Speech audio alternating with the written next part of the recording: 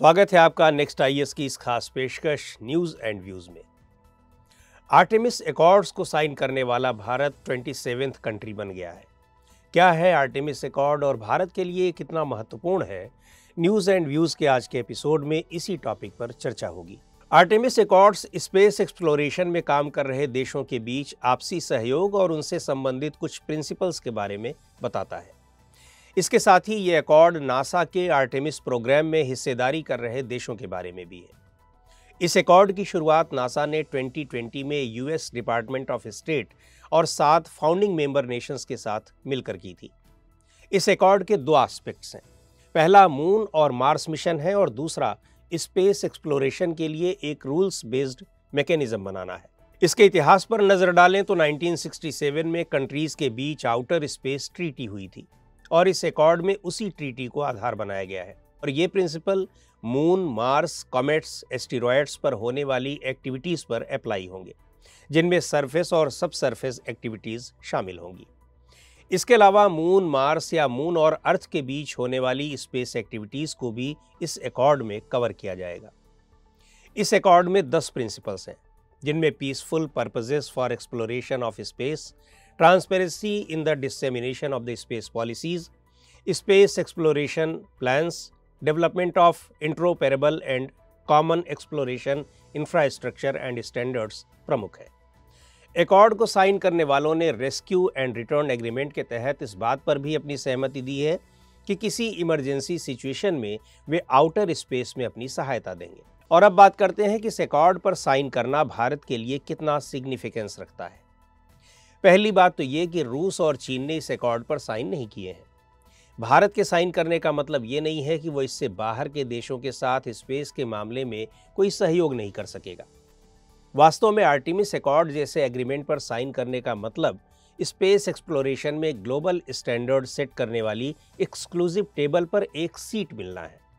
वहीं अगर geopolitical perspective से देखा जाए तो इस तरह के एग्रीमेंट स्पेस में उपलब्ध अपॉर्चुनिटीज़ को देशों को अपने हित साधने के मौके देते हैं। आर्टेमिस प्रोग्राम पर एक नज़र डालते हैं।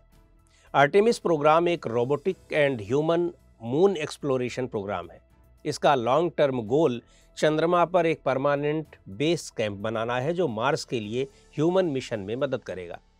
इस प्रोग्राम को नासा लीड कर रहा है, जबकि European space agency, Japan aerospace exploration agency, Canadian space agency और भारत की इंडियन स्पेस रिसर्च ऑर्गेनाइजेशन यानी इसरो इसकी 4 पार्टनर एजेंसीज हैं।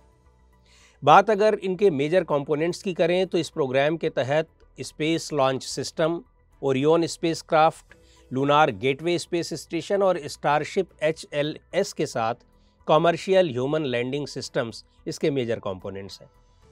आर्टेमिस मिशन की बात करें तो आर्टेमिस 1 को 16 नवंबर 2022 को केनेडी स्पेस सेंटर से सफलतापूर्वक लॉन्च किया गया था। आगे इस प्लान के मुताबिक ह्यूमंस को लेकर जाने वाली मानव सहित आर्टेमिस 2 की लॉन्चिंग 2024 में होगी। उसके बाद इंसानों के साथ ही आर्टेमिस 3 लूनार लैंडिंग 2025 में। आर्टेमिस 1 इस समय जारी एक अनक्रूड मून ऑर्बिटिंग मिशन है। अनक्रूड का मतलब है कि इस मिशन में कोई इंसान नहीं गया है, यानी ये मानव रहित है। नासा के आर्टेमिस प्रोग्राम की ये पहली फ्लाइट है। इसके साथ ही ये ओरियन स्पेसक्राफ्ट और स्पेस लॉन्च सिस्टम रॉकेट का फर्स्ट इंटीग्रेटेड फ्लाइट टेस्ट भी है। इस मिशन का मुख्य उद्देश्य ओरियन स्पेसक्राफ्ट, खासकर इसकी हीट शील्ड का परीक्षण करना है। ये हीट शील्ड आने वाले दूसरे मून मिशंस में भी इस्तेमाल होनी है। अर्थ ऑर्बिट में पहुंचने और मून की ओर बढ़ने वाले ट्रांस लूनार इंजेक्शन के समय ये मिशन 10 क्यूबसैट सैटेलाइट्स डिप्लॉय करेगा। इसके बाद स्पेसक्राफ्ट 6 दिनों के लिए डिस्टेंट रिट्रोग्रेड ऑर्बिट में एंटर करेगा। इसके बाद एक बार फिर से हीट शील्ड प्रोटेक्शन से स्पेसक्राफ्ट धरती के वातावरण में एंटर करेगा और प्रशांत महासागर में उतर जाएगा या गिर जाएगा।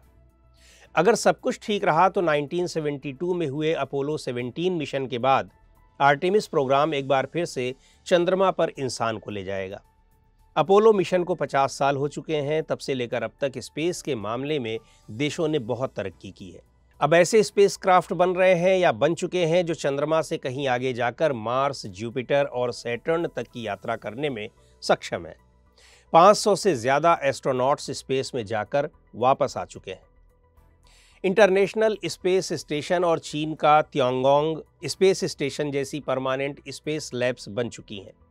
हालांकि अभी भी बहुत कुछ किया जाना बाकी है। मसलन वहां सेफ लैंडिंग, सेफ वापसी, दूसरे ग्रहों या उपग्रहों पर जीवन की संभावनाएं पता लगाने वाली स्थितियों की जानकारी, वहां रहना इत्यादि।